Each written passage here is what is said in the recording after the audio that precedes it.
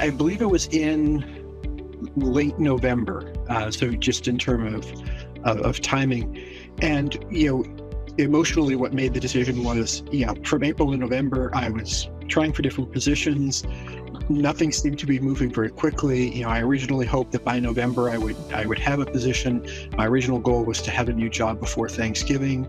And so, by the time, we were past Thanksgiving, I was kind of, to be frank, I was almost in panic mode. It's like, we're coming up on the end of the year, everything's going to slow down. I need to do something to jumpstart this process. And clearly what I've been doing is not getting where I want as fast as I want.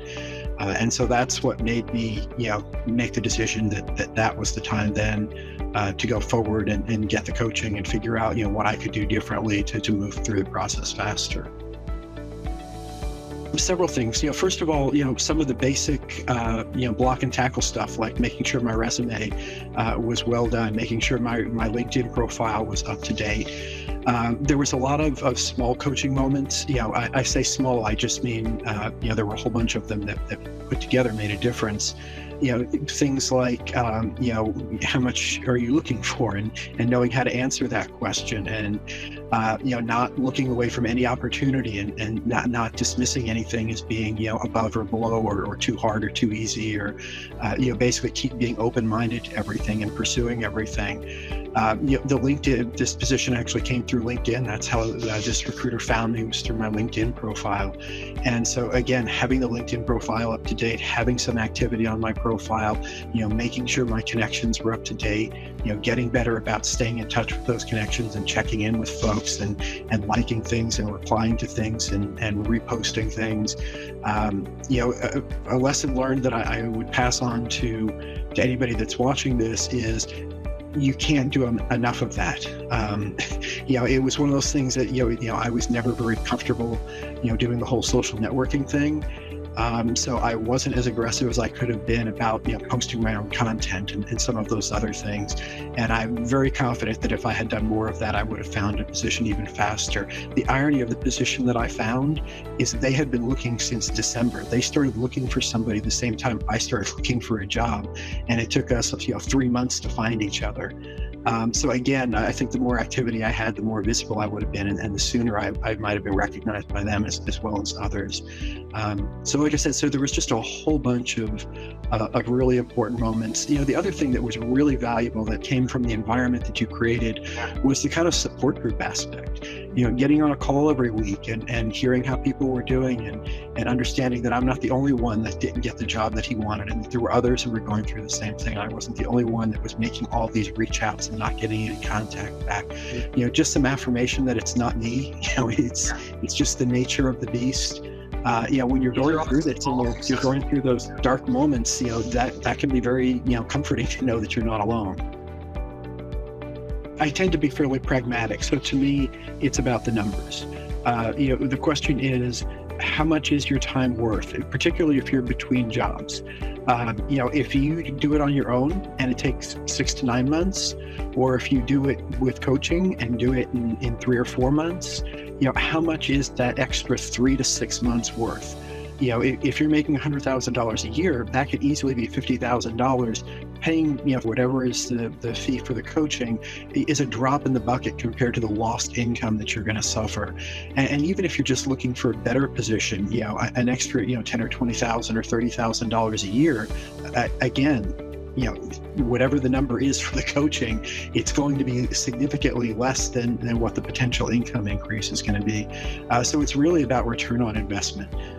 Even though it seems like a big number, particularly, when you're going into, being without a job, that was one of my challenges as I was moving into this area of going without a job, and spending money when you don't have money coming in is a horrible feeling. But again, you've got to weigh it against how much more efficient you're going to be working with experts, working with a team of people versus trying to do it on your own. Take every interview, especially in the beginning, take every interview, preferably for jobs you don't want, because I learned a lot. I hadn't interviewed in almost 15 years, when I went into this process. And every single interview I went on, I learned, one new thing. I remembered one more thing I forgot. I was able to incorporate one more lesson, and that turned out to be invaluable. The practice interviews that you gave were great, but doing it live in front of somebody, and again, preferably don't want to start with your dream company for your first interview. You really want to try and get some interviews before that. They originally contacted me for a contract position. And long story short, it was a contract position I couldn't go in for. There was some competitive stuff. But in talking to them, they said, well, your background might fit an internal position. Would you be open to an internal position? And so, per the coaching, of course, I'm interested in every position. Tell me more. And sure enough, we started talking, and it seemed like a great fit. And, we got to compensation. And they're like, how much are you looking for? And again, for the coaching, I started out with, I haven't been in consulting for a while. What is my value in the marketplace? What is my value to you?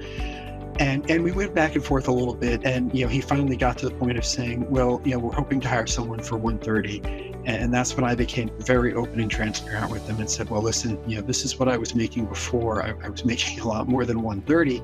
I'm still interested in position. I definitely want to go forward, but just so that you're aware, the closer we can get to my old compensation, the easier it would be for me to be excited about this position. And sure enough, we went through the interview process. I met the hiring manager. I met the head of the company. I met the founder of the company. Basically met the entire senior leadership of the company. And at the end of the process, they said, listen, we're going to do several things. First of all, we're going to basically promote you. We're going to move you to director level, which the role really wasn't originally slotted for. And that'll allow us to get into the 150 range. And then instead of giving you a bonus based on your performance as a way to help ease the transition, we're going to guarantee your bonus for the first year. So basically you're guaranteed $50,000 paid in quarterly payments. So now we're up to $200,000. And then they also said, and by the way, we also pay for 100% of health insurance benefits, which was about a $30,000 equivalent benefit. So now we're up to the $230,000 range, which in terms of take-home pay is actually right back where I was before, maybe even a little better, give or take. So it was an interesting progression to see that, because I stayed in the process, because, everyone was excited about moving forward, they actually made several steps to try and get the offer as close as possible to what I was making before.